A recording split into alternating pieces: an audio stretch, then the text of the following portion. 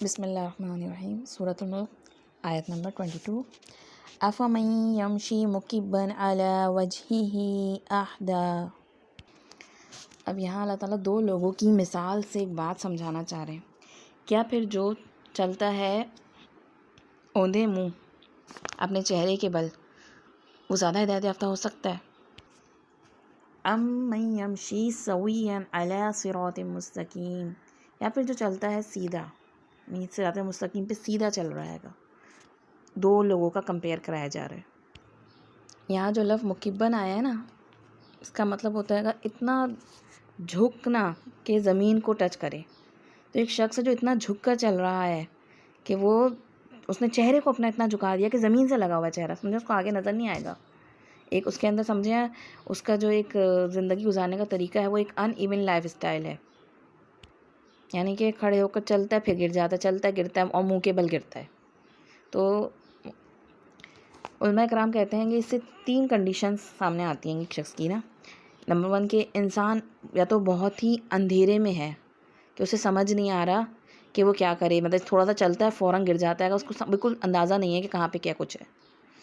اور دوسری کنڈیشن ایسی ہے کہ یا تو بہت ہی انسان ایک ایسے راستے پہ چل رہا ہے جو بہت ہی سلپری ہے کہ انسان کوشش بھی کر رہا ہے نا تو ٹک نہیں پا رہا ہے، یعنی بالکل جیسا آپ سمجھیں بعض وقت برف ہوتی ہے وہ اتنی چکنی ہو جاتی ہے کہ اس پہ آپ چلیں ایک سے دوسرا قدم لگتا ہے دوبارہ گر جاتے ہیں، پھر کوشش کرتے ہیں کھڑے ہونے کی، بیلنس ہی نہیں ہوتا ہے گا۔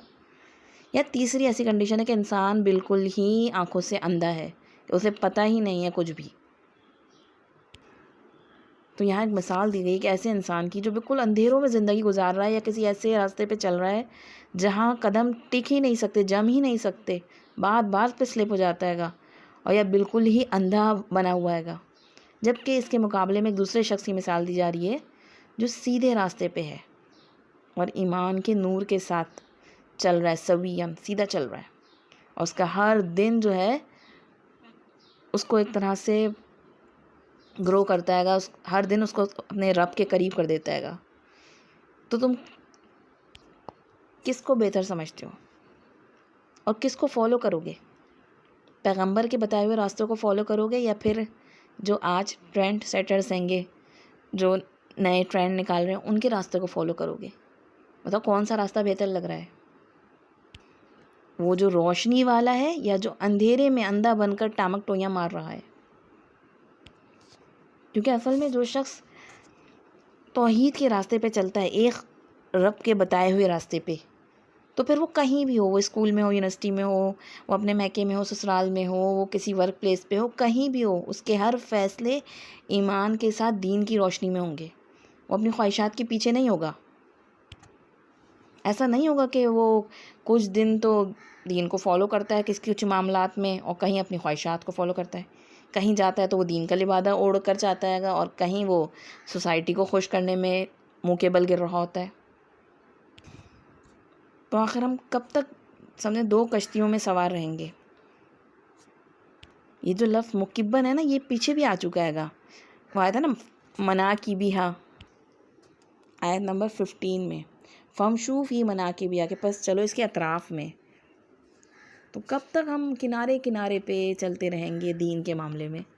قرآن مجید تو ہمیں کہتا ہے ادخلوا فی السلم کافہ، کہ اسلام میں پورے کے پورے داخل ہو جاؤ۔ ہم کیوں نہیں تیار ہوتے اپنی آپ کو پورا کا پورا اللہ کے حوالے کرنے کے لیے؟ کیونکہ دنیا میں ہمیں اتنی ڈھیروں مثالیں ایسی مل جاتی ہیں کہ جو اس قسم کی زندگی گزار رہے ہوتے ہیں نا، ان ایون لائف اسٹائل، تو ایسے شخص کے پاس اگر دنیا کی ساری لگژریز بھی موجود ہوں، دنیا کا فیم ہے، سب کچھ موجود، ساری دولت، ساری آسائشیں، لیکن بعض وقت پھر کیا ہوتا ہے ڈپریشن میں چلے جاتے ہیں، اپنے آپ کو کمروں میں بند کر لیتے ہیں اور ایک وقت آتا ہے کہ سوسائڈ کر لیتے ہیں۔ کیوں؟ کیونکہ وہ اندر سے روح جو ہے نا اس کو اس کا رزق نہیں مل رہا۔ پچھلی آیت میں کیا تھا کہ رزق کس کے پاس ہے؟ اگر اللہ رزق روک لے تو تم کہاں سے حاصل کرو گے؟ اور یہاں اس آیت میں دو لوگوں کی مثالیں دے کر واضح سمجھایا جا رہا ہے کہ خود سوچو کون بہتر زندگی گزار رہا ہے گا۔ اور آخر میں کیا کہا گیا؟ علی صراط مستقیم، کے اوپر راستے کیا ہے وہ بالکل سیدھے۔ صراط آپ کو پتہ ہے کس کو کہتے ہیں؟ بہت چوڑے راستے کے لیے صراط کا لفظ استعمال ہوتا ہے۔ قرآن مجید میں راستے کے لیے اور بھی لفظ استعمال ہوئے ہیں گے، طریق کا لفظ بھی استعمال ہوا ہے گا، سبیل کا لفظ بھی استعمال ہوا ہے۔ طریق کہتے ہیں گے وہ چھوٹے راستے کو لے جس پہ وقتی طور پہ کوئی چلا ہو تو اس کے قدم کے نشان بن جائیں، تو وہ طریق ہوتا ہے گا. تو اور کیا نام ہے، سبیل جو ہوتا ہے گا وہ چھوٹا راستہ جو کسی بڑے راستے کی طرف لے جا رہا ہوتا ہے نا، اس کو سبیل کہتے ہیں. یعنی کسی چھوٹے راستے سے چل کے انسان تھوڑے سے بیچ کے راستے پہ آ جائے نا، تو اس کو کہتے ہیں گے سبیل. اور صراط جو ہوتا ہے وہ بہت ہی چوڑے راستے کے لیے استعمال ہوتا ہے، سمجھے ایک طرح سے ہائی وے کے لیے. آپ کو پتہ طریق جو ہے اس کی جمع ہے طرائق، اور سبیل جو ہے اس کی جمع ہے سبل، لیکن صراط کی کوئی جمع نہیں ہے. یعنی صراط جو ہے وہ ایسا راستہ ہے کہ اس کا کوئی آلٹرنیٹ نہیں ہے، یہ ایک ہی ہے، اکیلا ہے ایک راستہ جو کہاں جا رہا ہے گا، صراط مستقیم جنت کی طرف لے جائے گا، جو انبیاء نے آ کے بتایا گا، جس کا فائنل ایڈیشن نبی کریم صلی اللہ علیہ وسلم پہ نازل ہوا ہے. تو ایک طرح سے سمجھ لیں کہ ایک بہت ہی چوڑا روڈ ہے جو سمجھیں کسی ایک آئلینڈ کی طرف جا رہا ہے، وہ ایک اکیلا روڈ ہے اور ہمیں اس پہ جانا ہے. وہ آئلینڈ کون سا ہے؟ وہ جنت ہے، اور اس کے بیچ میں کیا ہے؟ جہنم. جہنم کے اوپر سے گزار کے لے جایا جائے گا پل صراط پہ سے. اب اس میں اگر ہم گرتے بھی ہیں، سلپ بھی ہوتے ہیں عمل کرتے کرتے، لیکن ہم اسی روڈ پہ اگر رہتے ہیں نا تو خیر ہے. لیکن اگر کہیں سے ہم نے غلط ایگزٹ لے لیا، کسی اور کو دیکھتے ہاتھ ہلاتے دیکھا اور اس کی طرف نکل گئے، تو ہمیں پتہ نہیں چلے گا، ہم راستہ گم کر دیں گے. جبکہ مستقیم کا لفظ جو ہے نا وہ کس سے آیا گا؟ مستقیم آیا ہے گا قامہ یقوم قیام سے. قیام کسے کہتے ہیں؟ سیدھا کھڑے ہونے کو، سیدھا کھڑے ہونے کو. یعنی وہ راستہ چوڑا تو ہے، سیدھا جا رہا ہے، لیکن کس طرح جا رہا ہے؟ کھڑا ہوا. یعنی کہ اوپر کی طرف جا رہا ہے وہ راستہ. آپ جس طرح سے بلندی کی طرف جا رہے ہیں نا راستہ، جس طرح سے آپ اس راستے کو مطلب اس دین کو سیکھیں گے، اس کے قرآن کے بتائے ہوئے راستے پہ چلیں گے، اس پہ عمل کریں گے، تو آپ کیا ہو جائے گا؟ رب کی اطاعت کرتے کرتے آپ آہستہ آہستہ درجات چڑھتے جائیں گے، بلندی کی طرف جائیں گے، آپ اونچائی کی طرف جائیں گے. اس کو بارے میں قرآن مجید میں سورۃ البینہ میں آتا ہے ذالک دین القیمہ، کہ یہ بالکل معتدل دین ہے. اور قیمہ کا لفظ قیمتی کے لیے بھی آتا ہے کہ بہت قیمتی ہے. تو آپ کو پھر ایسی مطلب صراط مستقیم پہ چلتے ہوئے آپ کو آپ کی آنکھوں سے وہ پردے ہٹیں گے اور آپ کو وہ چیزیں نظر آئیں گی جو عام بندے کو نظر نہیں آئیں گی، جو زمین پہ اوندے منہ چل رہا ہے. لیکن ایک بندہ ہے جو کسی بڑی سی سمجھے درخت پہ چڑھ جاتا ہے یا کسی بڑی سی بلڈنگ پہ چڑھ جاتا ہے، اب اس کا ویو جو ہوتا ہے وہ کتنا براڈ ہو جاتا ہے نا، کتنا زیادہ اس کو آگے پیچھے کا بہت دور دور تک کا نظر آ رہا ہوتا ہے. وہ نیچے جو زمین پہ کھڑا ہوا ہے نا، اور جو جتنا زیادہ جھکا ہوا ہے زمین کی طرف، اس کو اتنا نظر نہیں آ رہا ہے گا. اب لیکن اس بندے کی آنکھیں جو ہیں گی اب روشن ہو گئی ہیں، اس کو نظر آ رہا ہے، بہت پیچھے کا بھی نظر آ رہا ہے، بہت آگے کا بھی نظر آ رہا ہے. اس کو آگے وہ کس طرف کو راستوں میں جہنم کی طرف کون سا راستہ جا رہا ہے اور جنت کی طرف کون سا راستہ جا رہا ہے وہ بھی نظر آ رہا ہے. اور اسے پیچھے کہیں وہ آدم علیہ السلام اور وہ ابراہیم علیہ السلام ان کی زندگیاں بھی نظر آنے لگیں. اس کو وہ صحابہ اکرام پہ گزرے ہوئے اوقات وہ سب اس کو محسوس ہو رہے ہیں، اور یہ لوگوں کو بتا رہا ہے. لیکن وہ جو لوگ بالکل زمین کی طرف جھکے ہوئے ہیں نا، وہ لوگ نہیں سمجھ پا رہے اس کی بات، جب تک کہ وہ خود اس راستے پر آئے نہ اس کا ہاتھ پکڑ کے. اب ہمیں فیصلہ کرنا ہے ہم کس راستے پہ رہنا چاہتے ہیں. کیا ہم دونوں راستوں کو پکڑے رہنا چاہتے ہیں کہ نہیں تھوڑا زمین پہ بھی جھکی رہوں اور تھوڑا اس پہ بھی چلتی رہوں، اللہ کو بھی خوش کروں اور کیا نام ہے اس سوسائٹی کو، اس معاشرے کو، اس جو کچھ گزر رہا ہے جو خاندان برادریوں میں، ان سب کو بھی ناراض نہ کروں؟ تو ایسا نہیں ہو سکتا.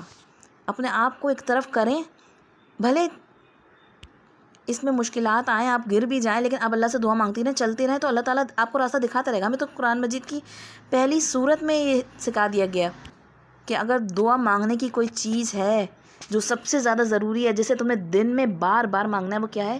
اہدنا الصراط المستقیم، کہ ہمیں سیدھا راستہ چاہیے. اس سیدھے راستے کے بغیر یہ زندگی ہم گزار نہیں سکتے. اگر گزاریں گے تو اس میں اس زندگی میں بھی نقصان ہے، آگے تو اور بہت بڑا خسارہ لاس رکھا ہے. لیکن یاد رکھیں، ہدایت ایک ایسی چیز ہے یا ایسی مہمان ہے کہ وہ آپ کے دل پر آ کر دستک دے گی. آپ دروازہ نہیں کھولیں گی، دوبارہ دستک دے گی، آپ پھر نہیں کھولیں گی، اور پھر ایک وقت آتا ہے کہ وہ دل جو ہوتا ہے نا آپ کا سخت ہو جاتا ہے، پھر ہدایت نصیب نہیں ہوتی. تو جب جو آیت سمجھ آئے اس پہ عمل کرنے کا ارادہ کر لیں، جیسا بھی عمل ہو بار بار اللہ سے مدد مانگیں، لیکن صراط مستقیم پر ہی رہنا ہے. وہ جو بالکل زمین کی طرف جھکے ہوئے لوگ جا رہے ہیں نا، بالکل مٹیریلسٹک لائف گزار رہیں گے، وہ اندر سے کتنے ٹوٹے پھوٹے ہیں ہمیں نہیں سمجھ میں آتا. وقتی طور پہ وہ ہمیں بڑے اچھے لگ رہے ہوتے ہیں فیس بک اور انسٹاگرام پہ چمکتے ہوئے، تو ان کی چمک دھمک دیکھ کے ان کے ہاتھ ہلانے پہ ان کی طرف نہ چلے جائیں، بلکہ اس راستے پہ قائم رہیں، اس راستے کے لوگوں سے جڑ کر رہیں۔ اسی لیے ہم دیکھیں نا، جب ہم اس دعا میں کہتے ہیں اہدنا الصراط المستقیم، تو اس میں اہدنا دکھا ہم کو، اس کا جمع کا صیغہ آیا ہے کہ اللہ ہم سب کو دکھا، کیونکہ یہ ایسا راستہ ہے جس پہ اکیلے نہیں چل سکتا انسان۔ اس راستے پر چلنے کے لیے ساتھی چاہیے ہوتے ہیں، کہ مددگار، سب کو ساتھ لے کر چلنا پڑتا ہے، اور خود بھی چلیں گے تو اور خود اپنے گھر والوں کو بھی لے کر چلیں گے، نہیں کہ اکیلے اکیلے جنت کے راستے پہ چل رہے ہیں، یہ لوگ نہ جاتے تو بھاڑ میں جائیں، نہیں، بہت پیار سے، محبت سے، سمجھا بجھا کے، دعائیں کر کر کے ان کو بھی اس راستے کی طرف لانا ہے۔ تو اللہ تعالیٰ نے یہاں 2 کردار بتا دیے گئے کہ اور اپنے بارے میں خود سوچو کہ تم کس کو فالو کرنے والے ہو، اس کو جو بالکل زمین کی طرف جھکا ہوا ہے، دھڑ پڑ گرتا جا رہا ہے گا، اپنی خواہشات کے پیچھے مارا مارا پھر رہا ہے، یا ایک وہ شخص جو اللہ تعالیٰ کی دیے ہوئے نور کی طرف سیدھے راستے پہ چل رہا ہے، اس کے بتائے ہوئے دین کو فالو کرتے ہوئے، پیغمبر کی تعلیمات اور سنتوں کو فالو کرتے ہوئے بالکل سیدھا جا رہا ہے۔ خود سوچ لو تم کون زیادہ ہدایت یافتہ ہے۔ بسم اللہ۔